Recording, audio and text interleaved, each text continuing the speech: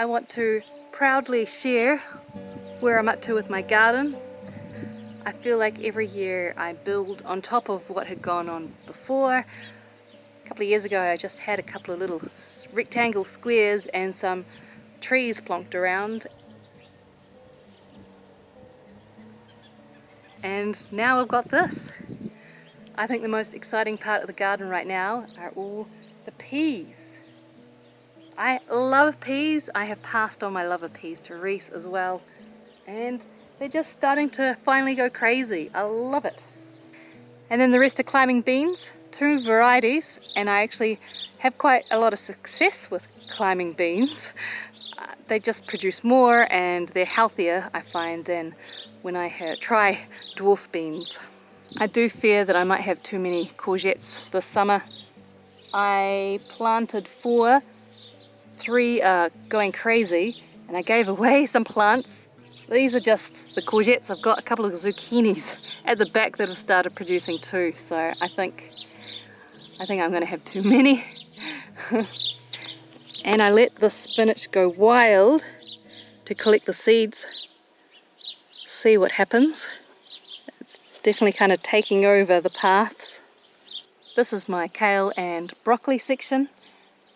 As you can see, a lot of it's gone to seed and bursting out of the insect netting section. I need to go through and pull out some of it and start sowing some more broccoli. I haven't had much luck. I think I planted at the wrong time and the wrong variety and it just went straight to flower. So I now have some summer broccoli to get going. I was kindly given 15 raspberry canes this spring and they're finally starting to give some fruit. I'm aware I will have to stake them at some point in the future, and I'm hoping with time they'll really give back in future years. I have noticed these raspberries are doing better than others in the garden, and I think it's down to having access to more topsoil than in other sections of the garden. I have planted a lot of mint at the bottom of the fruit trees, and I know a lot of gardeners will be yelling, "Don't do that, it spreads too much."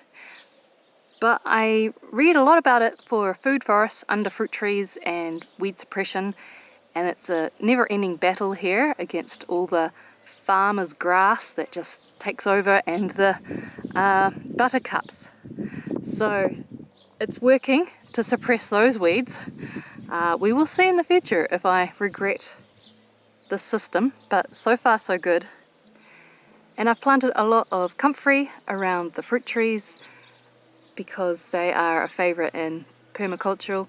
They mine a lot of the good minerals, and then you can do chop and drop or fertiliser tea and help boost the other plants and improve soil health, because the soil here is not great. It's, definitely needs improvement. Because I've found the fruit trees I planted at the top of the slope have not done as well as the fruit trees planted further down. And I think it's because the soil at the top is just not as good as the soil further down. So the trees at the top are taking longer to grow and they're showing more disease issues. So this one has black spot all over. I just took off a whole lot of the little apples because there's no point in letting the tree put in all this energy producing apples that are not edible. So I'm going to have to really focus on building up the soil around these fruit trees at the top, I think. When we first got the land, I found the amount of land was a bit overpowering to think about planting up. So this small section, I'm really focusing on getting dense and with time, hopefully creating more of that food forest feel. I've got a path leading up to the gate and circling around, and then there's going to be a long path at the back for ease of getting around. I want to try that wood chips on the ground idea as well for under the trees. Try to keep on top of the farmer's grass and buttercups a little bit more than I have managed this season. And you can probably tell that I do love this wild, natural style. It's me. This is my type of garden, I think. And this triangle wedge in the middle of the mowed grass is my designated herb garden. Just a little while ago it was cardboard and bare soil, then a few little plants plonked in, and now it's starting to feel bushy and alive and lovely. Can you tell how gardening and being in the garden really is my happy place at the moment? Funnily enough, I tenderly grew these plants here in trays and nursed them along, thinking that they were cherry tomatoes, but I'm pretty sure it's nightshade, a weed.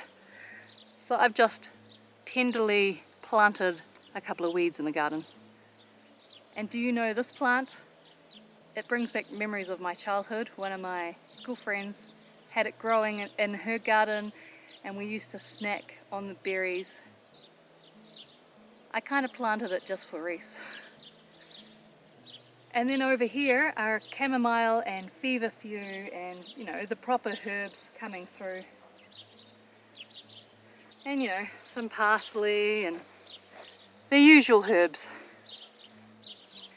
And this is my improved strawberry patch from last year. Last year I just had one line, then they had babies, and I created 2 more lines and then bought a 4th. And it's doing really well. Strawberries seem to grow well here, and Reese loves them. This section's completely new. I put down black plastic to kill all the grass. This section, these are all potatoes where I put down cardboard and put topsoil from that mound over there on top. A lot of work, hurt my back. So when it came to the smaller section at the top, I just turned it over with a spade and added some bought compost to it. And the plants are doing okay actually, better than I expected. I had planned to do the same thing here, but then I really hurt my back and just had to accept that I needed to rest. So I do feel like that's when the garden has escaped from me a little bit. That's why there are a few more weeds. And one thing I'm trying to improve the soil is using Daag. So there's a lot of sheep farmers around this area, and I was able to get a full bag of Daag, which is the yucky bits from when you shear sheep. And apparently it's amazing in gardens. And I have to say, where I have put it down, the plants have really done amazing. So, yep, I'm converted. I'm going to keep using Daag. It's also pretty good at keeping the weeds down too, and probably retaining water on the hotter sections. And we've got 1 hectare of land, and I have put in so many trees, which you can hardly really notice at the moment. So I'm just going to focus on the 2 most exciting things. That's the feijoas and the maples. And this is the beautiful maple section right next to the house. I got some help removing the grass on top, and while it was weed free, I got help planting the maple trees and a few other beautiful trees too, and putting down weed mat, because I learnt with the other garden I just don't have the time to weed too much. So the weed mat's a little bit ugly. I need to come up with a prettier solution. But I can visualize what this section's going to look like. It's going to be amazing. And last winter I got given a whole box of these flowers. I've forgotten the name. I will put it on the screen. They divided up really well, and I think they're going to look amazing. They've just started flowering. I'm really happy. I've also learnt this is the bad weed mat, and this is a better weed mat, but still plastic. It's, I think, 2 years max of being able to use that. And a side note, I bought a couple of beautiful hydrangeas. They were looking great in a bigger pot. I planted them, and now they're looking very unhappy. So I've been giving them good feed. Hopefully they bounce back. One of my feijoa trees is kind of producing decent flowers. Fingers crossed they all pollinate and I get some decent feijoas this season. Because I have 7 feijoa trees planted along this section, 1 tree has a decent number of blossoms. And while I'm here, I'll show you one more thing.